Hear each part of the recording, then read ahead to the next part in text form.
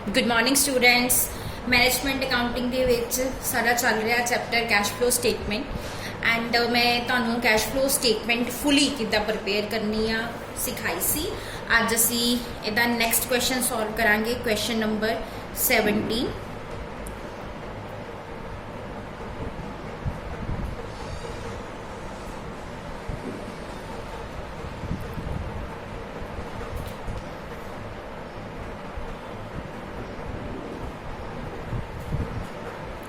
Detail and amount. Okay, start करते हैं operating activities दे नाल।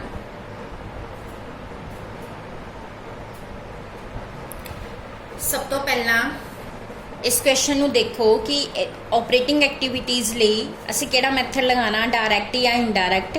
देखो ये विच किते भी cash cell, cash receive from debtor, cash purchase, cash payments वगैरह की कोई भी इन्फॉर्मेशन अवेलेबल नहीं हैगी। साडे कोल P&L अवेलेबल ही नहीं हैगा। साडे कोल सिर्फ बैलेंस शीट आ और नीचे कुछ एडिशनल इन्फॉर्मेशन आ। सो सानू किहड़ा मैथड लगाना पैना, इनडायरैक्ट मैथड लगाना पैना। और सब तो पहला असी लवांगे profit during the year.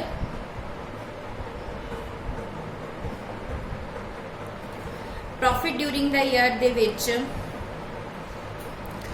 Reserve and surplus का नीचे नोट दिता होया आ, जिहदे विच सरप्लस का बैलेंस दिता होया आ 2012 का 1,82,000 ते 2013 का 3,08,000। सो असी इहदा डिफरेंस कट लैने आ। 3,08,000 चों 1,82,000 माइनस करांगे, 1,26,000 जिहड़ा तुहाडा आ और प्रॉफिट ड्यूरिंग द ईयर आ गया। सो लिखो प्रॉफिट ड्यूरिंग द ईयर कितना आ गया, 1,26,000। हुण इहदे विच ऐड करांगे non cash and non operating items. नीचे तुहानूं इन्फॉर्मेशन दिती हुई है, additional information. And old machinery having a book value of 42,000 was sold for 56,000। 42,000 की मशीनरी 56 के विच बेचती, यानी 14,000 का प्रॉफिट है, असी लैस करना है। इस तो अलावा तुहानूं दिता है डेप्रीसीएशन प्रोवाइडेड ऑन मशीनरी 28,000। सो डेप्रीसीएशन ले लो,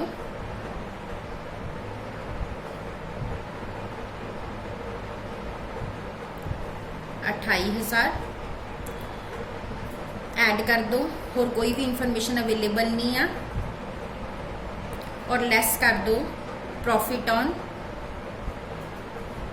सेल ऑफ मशीनरी 14,000। ये साडा आ गया 1,40,000। हुण तुसी देखो कि आपां लैणे आ, हुण ऐड की करना, डिक्रीज इन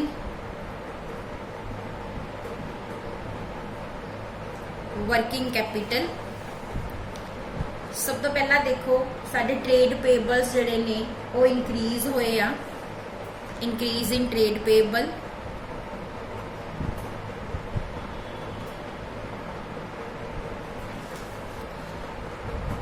ये जिहड़े इंक्रीज होए आ तुहाडे ट्रेड पेबल 1,82,000 तो 2,08,000 होए आ। सॉरी 280 होए आ। 2,80,000 चो 1,82,000 माइनस करांगे, साडा आएगा 98,000। उस तो इलावा अपने करंट एसेट्स देखो, इन्वेंटरीज डिक्रीज हुई, decrease in inventory.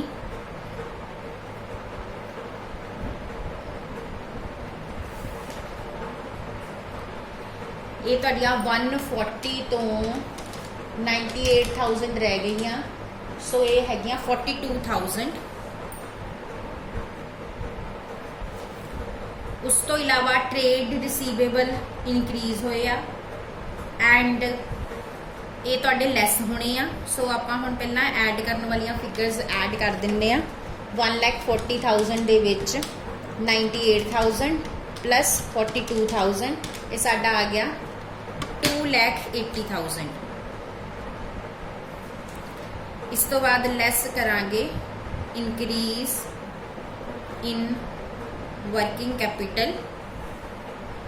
Increase in working capital दे विच तुहाडी ट्रेड रिसीवेबल जिहड़े इंक्रीज होए सी इंक्रीज इन ट्रेड रिसीवेबल ले लो,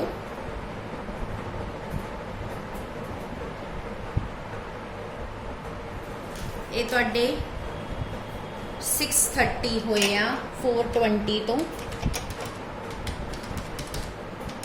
2,10,000 नाल 2,10,000 हुण असी की करांगे इहदे विच्चों माइनस कर दांगे 280 चों साडा 70,000 आ गया। इनकम टैक्स की कोई भी इंफॉर्मेशन अवेलेबल नहीं है। Cash flow from operating activities 70,000 हुण इत्थे लिख दो बाहर। हुण नैक्सट असी करनी आ investing and financing activities. Investing activities लई सानू अकाउंट बनाना पैना आ फिक्सड एसेट्स का।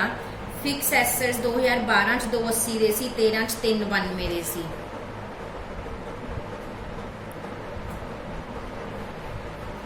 इत्थे इको ही अकाउंट बनना to balance brought down 2,80,000 by balance carry down 3,92,000। हुण तुहानूं उन्होंने इंफॉर्मेशन दिती हुई आ कि एक मशीनरी असी 42,000 की 56 च वेची सी बाय कैश 56,000 एंड उहदा प्रॉफिट असी डेबिट साइड ते पा देना to P&L profit on sale 42,000। उस तो अलावा मशीनरी ते डेप्रीसीएशन लाई है 28,000 की बाय डेप्रीसीएशन 28,000। हुण असी इहदा बैलेंस कैलकुलेट करिए कितना आंदा, आई मीन बैलेंसिंग फिगर कितनी आंदी है। बैलेंस तो साडे कोल हैगा आ 3,90,000 का।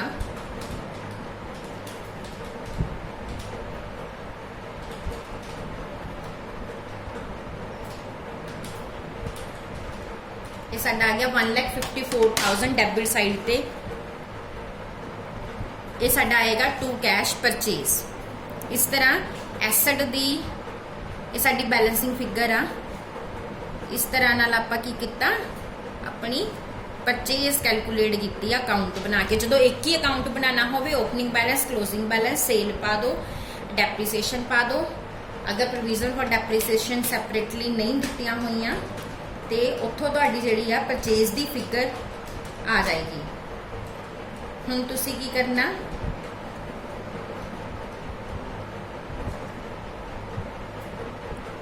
अपने इन्वेस्टिंग एक्टिविटीज चलो। सेल हुई आ मशीनरी दी 56,000 एंड परचेज आ फिक्सड एसेट्स दी 1,54,000 माइनस कर दो ते तुहाडा नैगेटिव दे विच ये आंसर आएगा। आई थिंक 98,000 आएगा, करके देख लेंगे आ। यस 98,000 नैगेटिव च आ गया। सो ये तुहाडा आ गया cash used in investing activities. इस तो बाद थर्ड कैटेगरी हैगी आ फाइनांसिंग एक्टिविटीज दी। फाइनांसिंग दे विच देखो शेयर कैपिटल तुहाडी इंक्रीज हुई आ 560 तो 6 की हुई आ।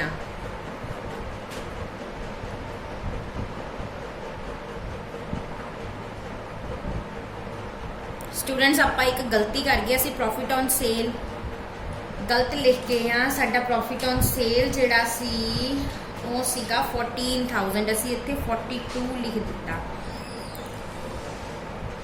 ਇਹਦੇ ਨਾਲ ਸਾਡੇ ਆਨਸਰ ਦੇ ਵਿੱਚ ਫਰਕ ਆਏਗਾ। ਇਹ ਤੁਹਾਡਾ ਹੈਗਾ 1,82,000। ਸੋ ਇੱਥੇ ਲੈਣਾ ਤੁਸੀਂ 1,82,000। ਇਹਦੇ ਚੋਂ 56,000 ਮਾਈਨਸ ਕਰਾਂਗੇ 1,26,000 ਨੈਟ ਕੈਸ਼ ਯੂਜ਼ਡ ਆਏਗਾ ਤੁਹਾਡਾ। ਹੁਣ ਨੈਕਸਟ ਹੈ ਫਾਈਨਾਂਸਿੰਗ ਐਕਟੀਵਿਟੀਜ਼। इशू ऑफ शेयर्स 560 70,000 70,000 आ और यही 70,000 ही तुहाडा आ गया cash flow from financing activities.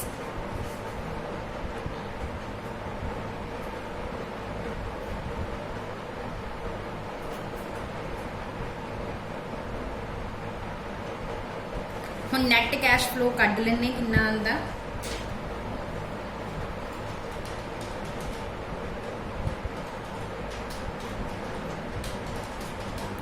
NAT cash flow साडा आ गया 14,000।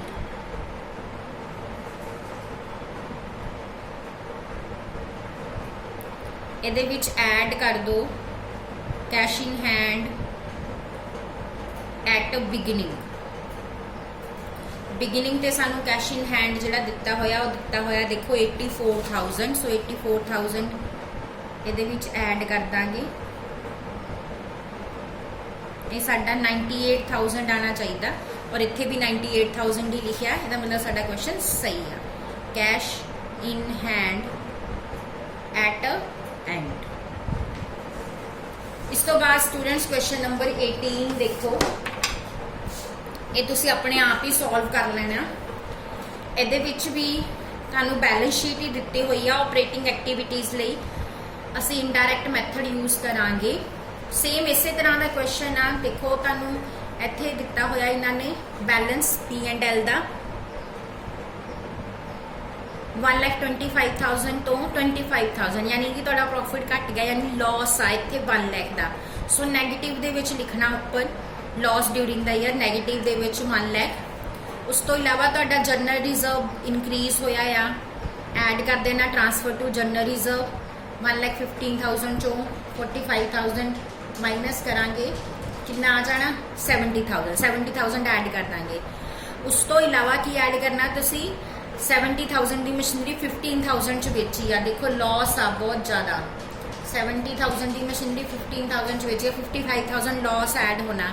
डिविडेंड जिहड़ा पेड किया 24,000 वो भी ऐड करना आ। उस तो इलावा तुसी अपने फिक्स एसेट्स का अकाउंट बना लेना। देखो फिक्स एसेट की इनफॉर्मेशन तुहानू दित्ती हुई है 3 lakh opening balance and closing 4,50,000 आ। एंड ये जिदा हुनी मैं बनाया बिल्कुल सेम उदा ही तुसी पा देना, इत्थों तुहाडी परचेज निकल आएगी। बाकी तुसी ऐड कर देना इनक्रीज जिहड़े हैगे increase in current liabilities and decrease in current assets add कर देने आ और लैस कर देनियां तुहाडियां increase in current assets and decrease in current liabilities. ये तुहाडा ऑपरेटिंग एक्टिविटीज़ हो जाना। इन्वेस्टिंग च तुसी अकाउंट पहले ही बना लेना आ। इन्वेस्टिंग दे विच फिर जिहड़ा अकाउंट बनाना उहदे च तुहाडी परचेज की फिगर निकलनी आ, वो पानी आ एंड सेल तुहानू दित्ती हुई आ। फाइनेंसिंग दे विच देखो शेयर कैपिटल च भी इनक्रीज है, ये भी पानी आ। प्रेफरेंस शेयर्स भी इनक्रीज होए आ, ये भी पानी आ। उस तो इलावा जिहड़ा डिविडेंड पेड किया इहनू तुसी आउटफ्लो शो करना। और उस तो इलावा इस क्वेश्चन दे विच ना एक डिवेंचर देखो तुहानू दिते हुए आ 10% डिवेंचर। 10% डिवेंचर मैं तुहानू उदन ही कहा सीगा, उहदे ते इंटरस्ट सानू किते भी लिखिया नहीं होना। आपां जिहड़ा 2016 वाला बैलेंस हैगा ना 1 लाख, उहदे ते 10% 10,000 का इंटरस्ट जिहड़ा आ वो ऑपरेटिंग एक्टिविटी च उपर ऐड करना आ एंड फाइनेंसिंग एक्टिविटी च थल्ले आउटफ्लो दे विच चला जाना।